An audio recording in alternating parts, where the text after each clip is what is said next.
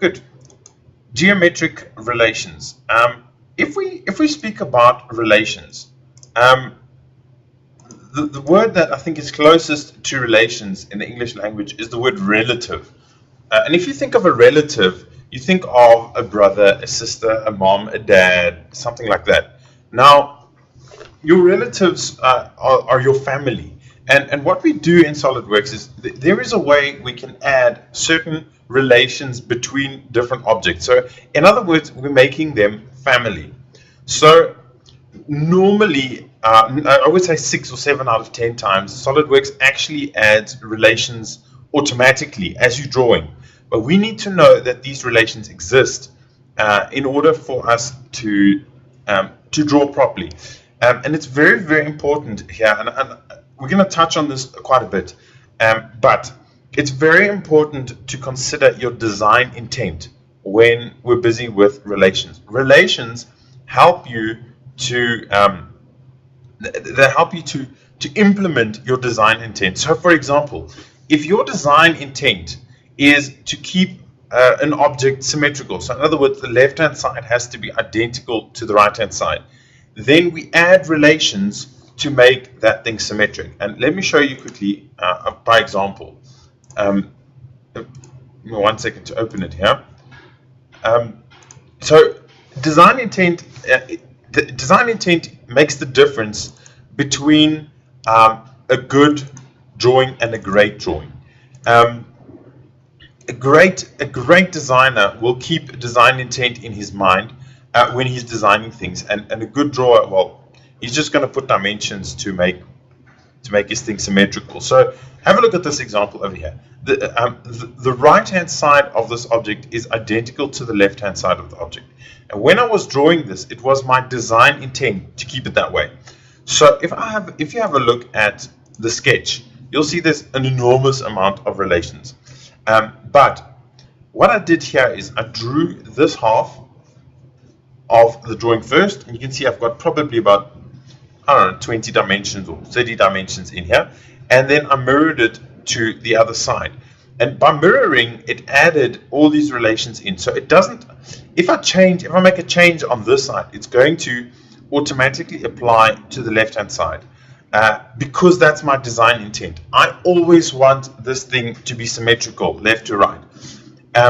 And that's why there's so many relations on this thing. You can, by the way, turn off relations. Sometimes it does get a bit hectic if all the relations are there.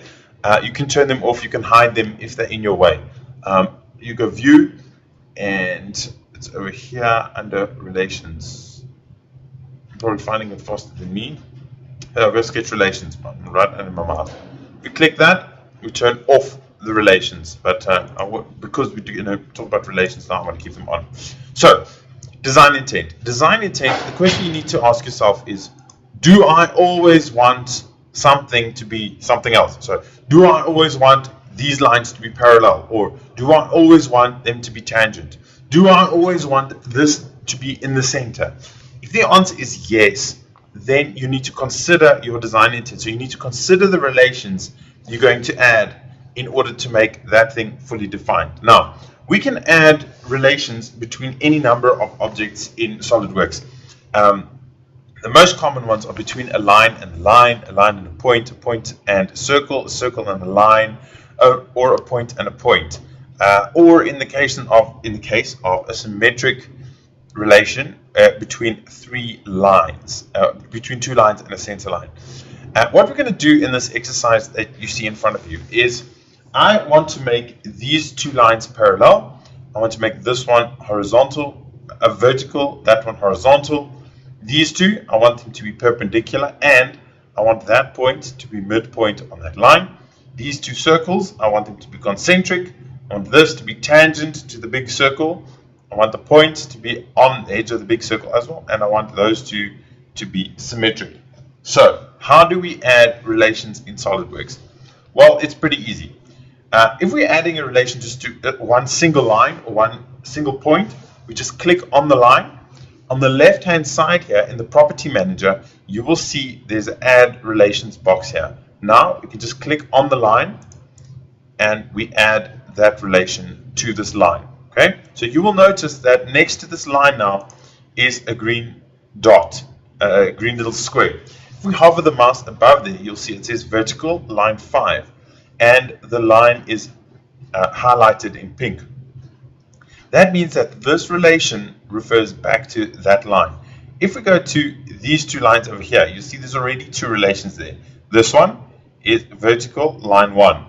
This one is coincident line 1.3. So that means that it's this point that's highlighted and that line. Have a look. Means that point 3 is coincident on line number 1. We can see that over here. So just while we're talking about adding relations, you can also delete relations. You click on the relation, press the delete button, and it goes away. But please just take note, you can't have any tools selected at the time. It has to be just your selection tool. So this was vertical, this one horizontal. Select the line, click on horizontal. There it is. These two lines, we want to make them parallel. So we need to select both lines. And the way we select them is we press and hold the control key on our keyboards, select the one line, select the other line, and we can make them parallel. Okay, I just want to quickly talk here about these relations that we can add. Horizontal, vertical, we know. Collinear means in line with each other. So that means it's like the stripes in the middle of a road. They're collinear. The end of the one line is in line with the end of the other one. So collinear really helps us a lot in fully defining things. Or it helps me a lot anyway. Perpendicular, we know that's at 90 degrees too. Parallel, we've just done. And equal means those two lines are twins. They are identical in every way. The last one is fix. Fix basically just fixes that line exactly where it is. Parallel, horizontal, skew, whatever the case is. We're not really going to use fix for this course. It is, we can make any line fully defined by just clicking on it and clicking fix. And that line becomes fully defined. It's a little bit of a cheat method. And there are certain circumstances where you are going to use that. But for this course, we're not really going to use the fix command. All right. So at the bottom here, we want these two to be perpendicular. So we press Control, select the one, select the other line, and make them perpendicular. And I said before, I want this point to be midpoint on that line. Press and hold the Control key, click on the point, click on the line, and we make it midpoint. Okay, now it doesn't matter what we do with this line, it will always be, this line will remain the midpoint on that line. And just by the way, when lines are underdefined, you can click and drag them, you can move them around. Okay, as long as they're still underdefined. Once they're fully defined, they're fixed in space, you can't move them anymore. These two circles, we want them to be concentric. So there's one of two ways. We can either select their two midpoints and merge it over there in the properties manager, or we can actually select their two circumferences and make them concentric, which is what I'm going to do here. This line, I want it to be tangent to the circle. Click on the line and click on the circle, make them tangent. Okay, this point, I want to fix it to the edge of the circle, so I select both the point and the circumference of the circle, and I can say coincident. Now you'll notice if I click and drag this point, it always stays coincident and tangent no matter where I go. Right, the last one I want to show you, and this one's very, very, very handy, is symmetric. Symmetric will only work if there's two lines and a center line. So, press and hold the Control key, select one line, the center line, and the other line, and we can make them symmetric.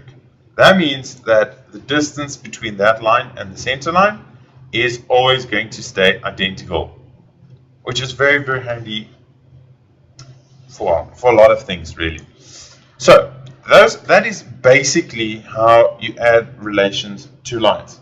Now we're going to start off with, this is exercise 2.1. So if you don't have it or you don't download it, just draw the lines more or less how they are in the question, and then add the relation so that it looks like this. It does not have to be fully defined in this case, just because we're not really working with any dimensions. But from now on, for the rest of the exercises, they have to be fully defined, using only the dimensions given in the book.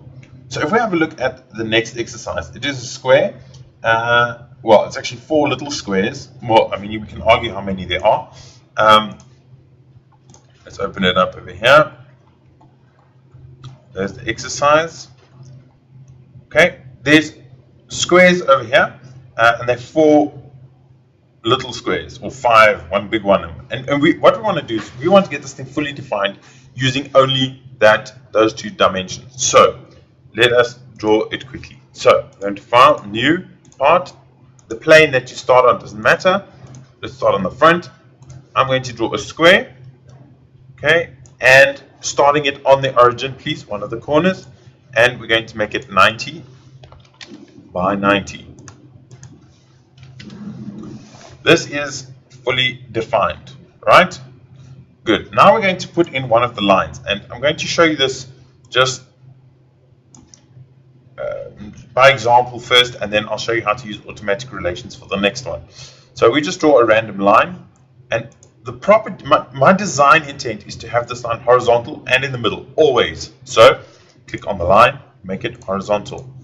Click on the point, click on that line, and I make it midpoint. So always want it to be midpoint. And the same on this side. Select the 2, and oops, apparently I pressed the start key there. Midpoint. Okay, that line is now fully defined.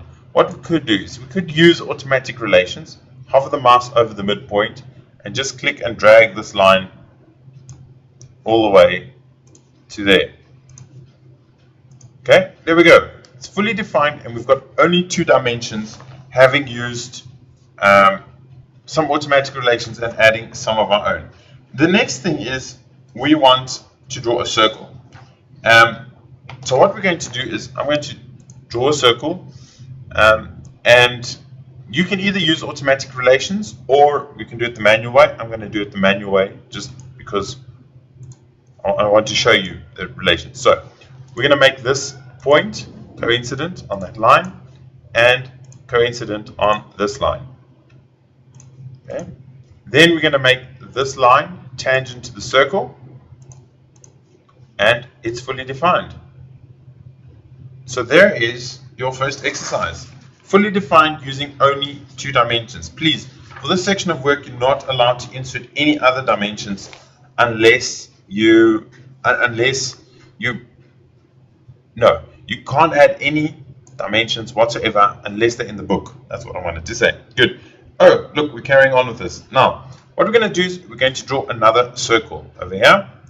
All right, and we're going to put the midpoint of the circle on that point. So select this point, that point, and merge them. Okay, this line, that line, make a tangent. Now the circle is fully defined. We're going to do the same with 4 more circles. However, you could use automatic relations, which is what I'm going to do here. Okay, we add it onto there and onto there.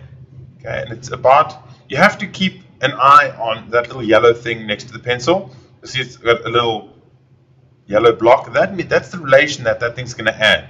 So if I clicked here, it wouldn't add any relations. But if I clicked here, it's going to do horizontal, coincident, and a tangent relation. So that's what I'm going to do there. Okay, my drawing is still defined with only 2 dimensions. Now we're going to draw a big square around there. So I'm going to just take 4 random lines using the line tool, and we're going to add relations to them to make them tangent to these circles. So select the line, select the circle, make a tangent. Select this circle, select this line, make a tangent. And we're going to do that all the way around. Tangent, tangent, tangent. You get the point.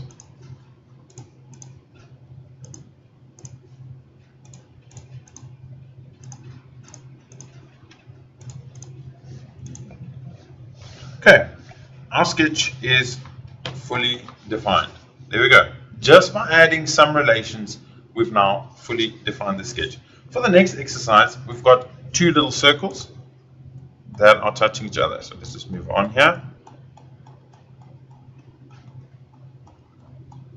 Okay, we've only got one diameter over here, and we've got two circles touching each other.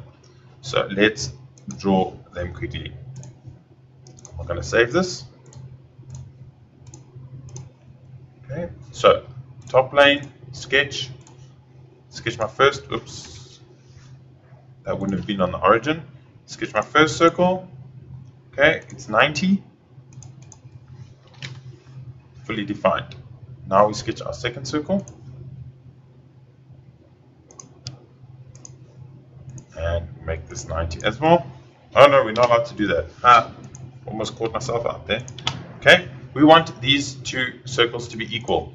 Click on the one, click on the other, make them equal. Okay, I want this point and that point to be horizontal.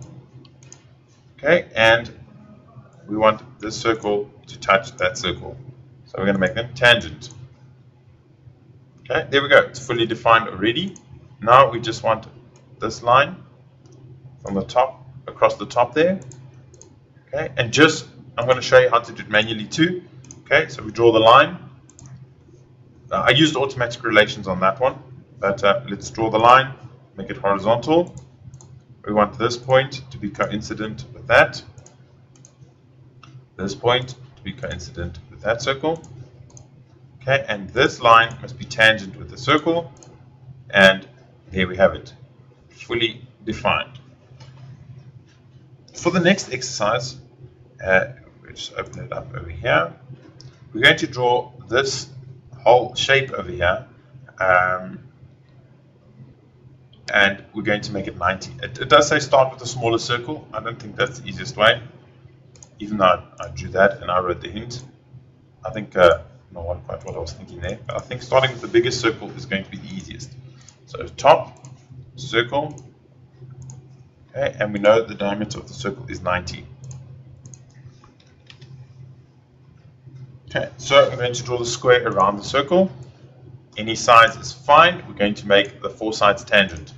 So 1 tangent, 2 tangent. Okay, remember I'm holding in the control key as I add these relations, tangent and 3 tangent. Okay, now we have two lines that go across here. We're going to use automatic relations just like that. 1, 2, from corner to corner. All right, and now I've got another square at 45 degrees inside here. So what I'm going to do is I'm going to use automatic relations again. From the midpoint here to the midpoint there, okay, to the midpoint there, and I can see, let me do this one skew, so I can show you that one afterwards. Midpoint, midpoint, okay, in the chain. So I want this to be the midpoint of this line. So I'm going to select the point and the line, okay, and make it midpoint. And there we go. That's basically what we did with these three, except we added automatic relations. Now the smallest circle on the middle, make a tangent. Well, let's do it like that, and let's add tangent manually. Make a tangent. And there we have it. Exercise done. Right. The next one is, and my students have aptly named this the ice cream cone. I'm not too sure why, but let's draw the ice cream cone. It's just a circle with a triangle, and we know the one side of the triangle. So let's draw that quickly.